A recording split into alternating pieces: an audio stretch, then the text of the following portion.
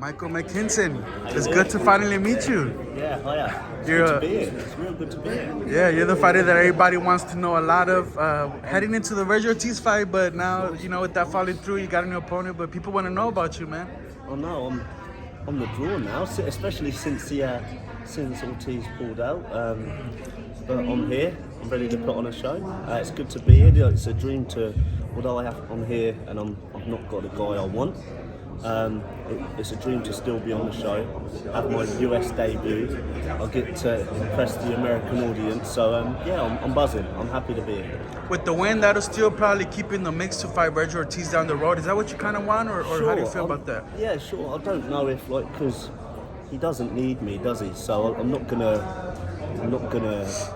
hold on to the thought of him getting rescheduled and stuff like that. Obviously, it'll be a huge fight, a life-changing fight. But winning in America in front of this audience, it's only going to catapult me anyway.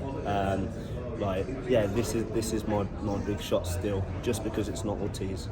The focus is now on Jesus Campos, is that who it is? Jesus Campos. Don't know anything much about him. He's a big punching, dangerous Mexican. So I'm excited. I'm excited for this challenge. Like, all my attention now is going over to Jesus, not Ortiz now. It was a crazy 36 hours. Who am I going to fight? It's unfortunate that Ortiz pulled out, and I just send my best wishes to him, and I hope he makes a speedy recovery. But a big thank you to Golden Boy, my promotional team, Matchroom, MTK, my management team.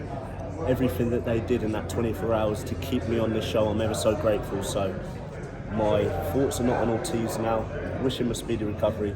All my thoughts are on my opponent this Saturday. Definitely, the Galen Center is one of the bigger, most famous, notable venues here in America, and it's completely sold out, man. With that being said, the co-main event is bumped up to the main event. Bear the Flair was actually calling you out. He was trying to take Vergil Ortiz's spot, being that he pulled out with the that's what I'm saying. I must be the draw, but he's took his eyes off of his opponent, which he's in a tough fight, and it's a big task he's got the weekend. So he's took his eyes off his opponent and tried aiming them at me. Nothing got to me as if like you want to fight Blair, because I'm here to fight. I was prepared to You would have took that fight if it was Blair? I'm here prepared to fight Vergil Ortiz, so why would it bother me to fight Blair Cobbs?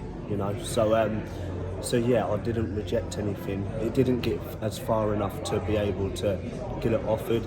Everybody was working very hard to get me a replacement, and they did, so I'm just happy and I'm grateful I've got an opponent.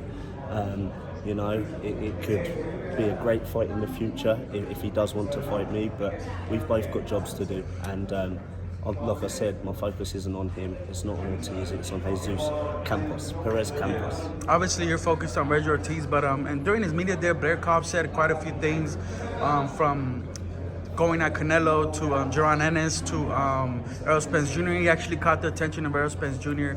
Errol Spence Jr. mocked him on Twitter, if you got a chance to see that. And what did you make of all that, everything he said in the exchange on Twitter from Spence? 33-year-old prospect, is that what Spence said? I don't want to come over here and badmouth people. I want to come over here and try and win some supporters and win some fans. He is a big personality. He's a big character, Blair Cobbs, and it's obviously working for him. So yeah, today he may try and have a pop at me, but let him focus on his opponent. Like I said, I think he's in a very, very tough fight on the weekend. But he's a very confident guy, Blair. So let him get his job done, and who knows what the future holds. Mm-hmm. Okay. Speaking of the division and Errol Spence himself, he's got a big fight coming up against Jordanis Ugas. What do you think of that matchup stylistically? How are they gonna fare in the ring? I think the two at the top are Spence and Crawford. I like Ugas, his story, and obviously having a big win last year. But I think, if I had my opinion on it, I think Spence will cruise a points win, a comfortable points win. Mm-hmm. And in the division, they're like Cobbs named them Jaron Ennis, Vergil Ortiz. They're kind of on the same level in terms of where their careers headed. Would you bump into a Jaron Ennis, the winner of a Butayev, Staniosis? The welterweight division's hot, man. Where do you fall, and where do you think you fall amongst them? We'll see Saturday. Although I'm prepared to fight Vergil Ortiz. Like the last 3 or 4 months, and none of these guys bother me. But you know, I've got a late replacement. If I don't perform on Saturday, if I don't impress on Saturday, there's no point talking about these guys. So let me get my job done, and then we can talk, because none of these guys, these guys are great fighters. Jaron Ennis, great fighter. Vergil Ortiz, great fighter. But you know, I fear no one. I accepted a fight and was very confident in coming here and shocking the world. So I just got to impress on Saturday now. That's all I've got to do. But you know, I'm here for the big fights. It's been a long time on small hall shows and fighting for nothing and stuff like that over the last 12 months, obviously. Signing with Matchroom, it's been good to me, and obviously getting the opportunity to come over here and fight on a Golden Boy show. Like, people back home, they dream of coming over to the States and fighting, so I'm very blessed. I'm soaking it all up, and I'm just happy to be here. I'm sure the American public are gonna love me. Come Saturday, they're gonna love me. I've got to win some supporters, but I'm sure they'll love me. Speaking of big fights that are gonna bring that kind of event to the public, Canelo versus Bivol. Last thing, just your thoughts on that matchup. What's that, sorry? Canelo Bivol, your thoughts on the matchup?